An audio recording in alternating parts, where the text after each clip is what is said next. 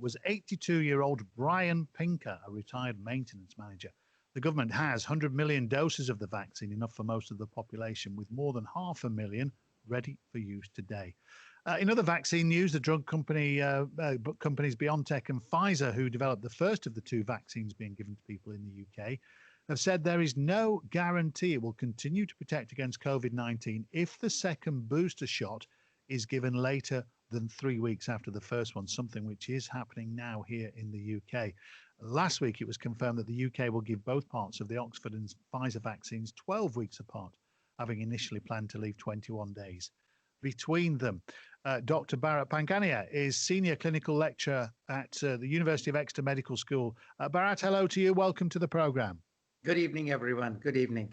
Look, we're all looking for optimism today amidst all these new rules that we're getting. So let's try and find some.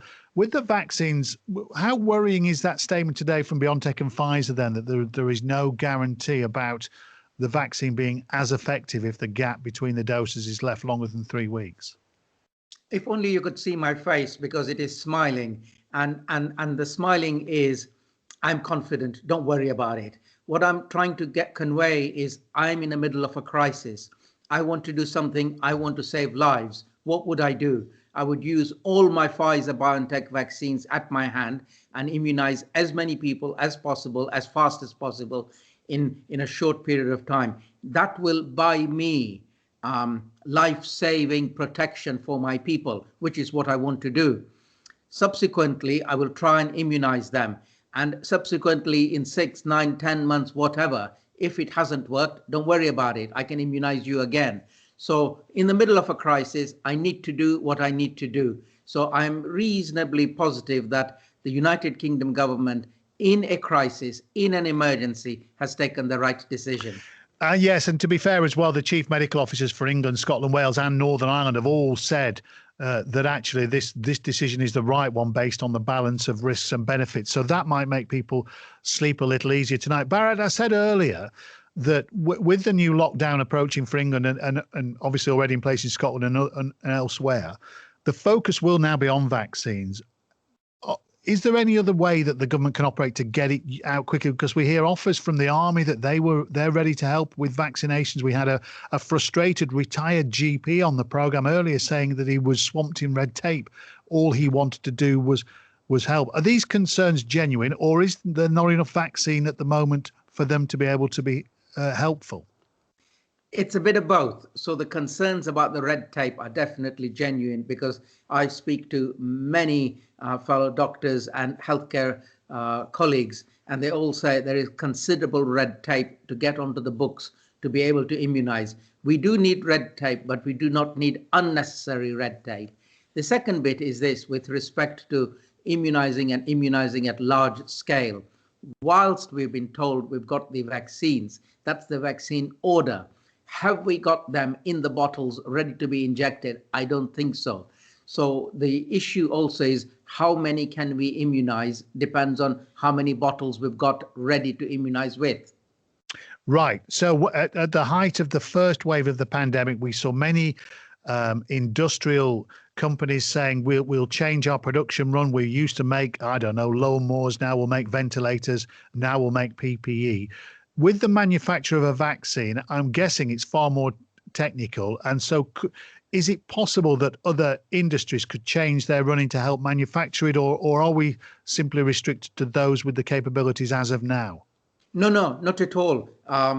This isn't absolute rocket science about making it. Once you know the formula, once you know the process, it can be replicated with other manufacturers. The issue here is Oxford AstraZeneca went down one route, which is we wish to do it for not for profit. So if you're going to get another manufacturer on to make it for you on your behalf, for the nation, for the world, you would have to pay them. And this is the issue of how much do they want to be paid to go into production to make the vaccines. Anything is possible when you make the money available. Right. So if it came to it, the government would have to pay to increase production. Yes. I mean, how do you feel at the moment? Well, if you look at the stats, and the numbers available and the time sequences, do you think we're on track for the kind of targets the government are talking about to be out of this, for example, the vulnerable vaccinated by Easter? No, not at all. Because if you think about it, if you're immunizing 500,000 per week, you will not have covered a large percentage of the UK population by March, April.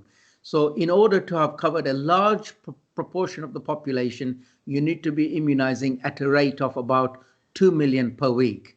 And that can be achieved, provided we've also got the vaccines with which to immunize the 200 million, Right. the 2 million per week. And so that's a stated government aim, actually, 2 million a week. So that is their target. So when we hear from the army saying we'll help and all these doctors and other people volunteering, the two, just to be clear, the two have to come together: the supply of volunteers and the training and the supply of the vaccine. That will be frustrating for some, but that is just a reality. You are so right. Yes, the two have to come together. The supplies of the vaccines and then the logistics of making it happen. The logistics is the easier bit. The supplies is actually the bottleneck. Right. So just to end, I know we said we wanted optimism, but I think probably realism will suffice today.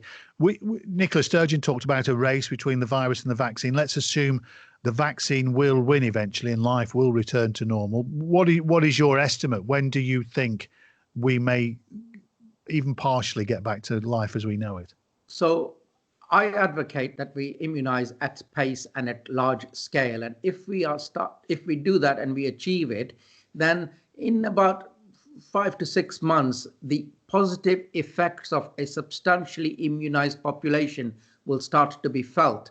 So early 6 months as a minimum, definitely not by Easter, but by the end of summer, things should look better, provided we get a lot of the vaccines in people's arms. And are you seeing evidence that this manufacturing process is capable of doing that? I think they are ramping it up, but at the moment, I don't know if we can produce 2 million per week vaccines. That appears to be the bottleneck. It's always great to have you on the programme. Thanks very much for your time. Thank you. Thank you. Dr. Bharat Pankhania there, Senior Clinical Lecturer at University of Exeter, Medical.